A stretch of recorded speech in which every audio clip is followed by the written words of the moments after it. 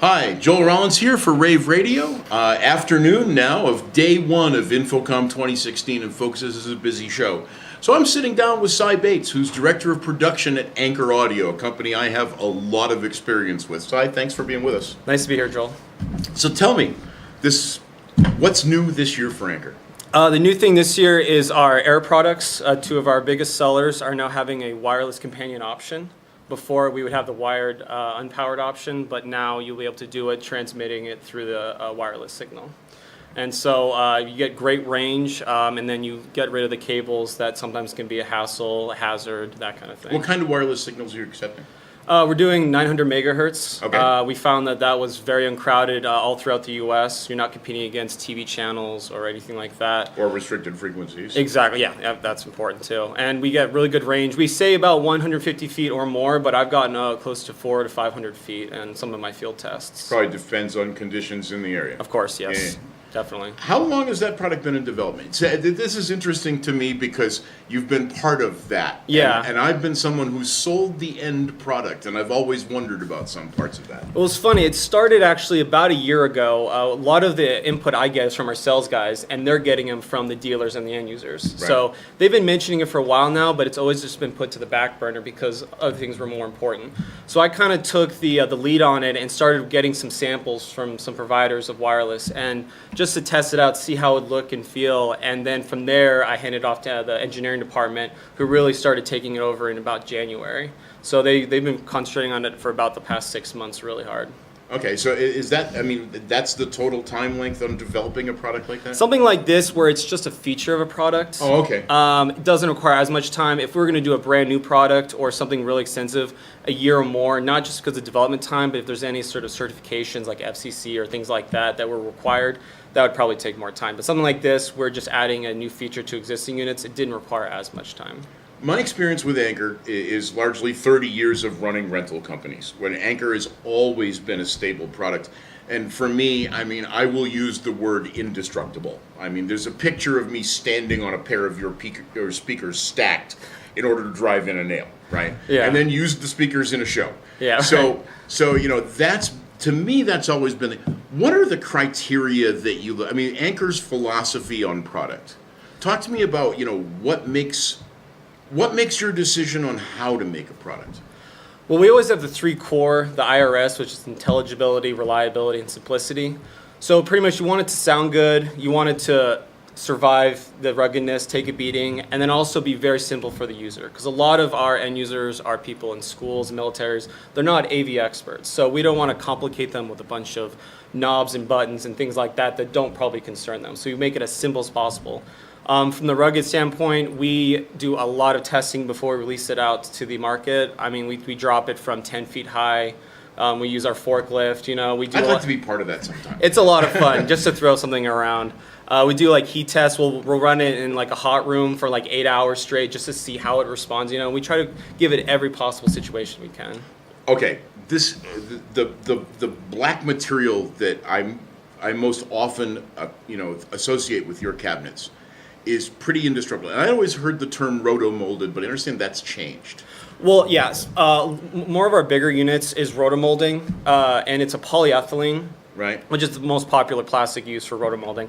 It's much different than injection molding, which a lot of people are familiar with. Now, our Right. Liberty and some of our small units are still injection molded, but once you start getting bigger, it becomes more economical to do it with a rotomolding. And it's a whole other animal. You got to deal with other challenges in terms of tolerances, fitting, shrinkage, that kind of thing. It will respond to heat in different ways too.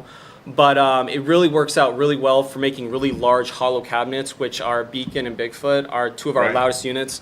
It's actually worked very well. Yeah, and boy, they hold up in rental like crazy. Yeah.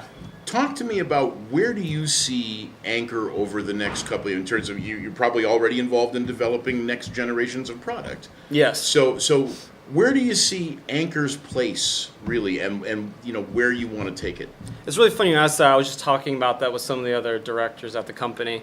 Where our main core is portable sound. We have a good line of products that we think cover pretty much any use in that area. So although we'll try to always improve in the portable sound system market, we're trying to focus more maybe on the wireless communication with wireless intercoms, wireless microphones, that kind of thing, and maybe try to get into different markets that we are not really tapped into right now. Let me ask you an off-the-cuff question, Sure. which is, what have you tried that you wound up not marketing? Ooh, this is a running joke inside the company. We've wanted to make a very unique bullhorn, that actually doesn't use the horn that's out there in the market. It would sound a lot better, but it just, the cost to produce it and to make it just didn't really fit with the market. And we've brought it up probably about like a half a dozen times the past 5 years. We talk about it for a while, and then it always gets shut down because it just doesn't make financial sense. Sure, Yeah. sure. Yeah, I've always been curious about that. When I was at AdCom, we developed a couple of products that were really wonderful products that it turned out no one wanted. Yeah, So- it so- happens, yeah. So that's great. Where's your production done? So we do everything in Carlsbad, California. It's made in the USA. A lot of people still find that surprising, given that a lot of our competitors and other people in the industry do a lot of their stuff outside the US. It's challenging, but it's a lot of fun for me.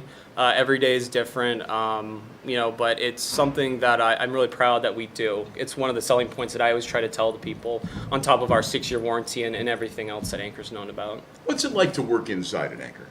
It's fun. The company, everyone's great. There's just so diverse group of people, all the different departments. I'm lucky in my position where I actually interface with all the departments all the time. Not only my own production, but I'm interfacing with sales, marketing, engineering, purchasing, that kind of thing. So I feel lucky that I get to deal with everyone and deal with the different challenges, because if one department is having an issue, it affects other departments in Sure. ways too. So I'm kind of the middleman between everyone, trying to get everything synced together. Sure, that's great. I mean, I've known a number of your people, and it's always, you have a really unique team. Yeah. And I've always wondered exactly what are the criteria to get hired in Anchor.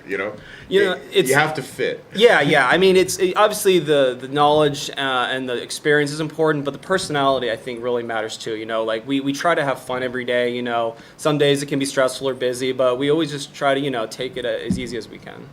So you're on the floor, and one of the things that we've been commenting on is every year more end users come.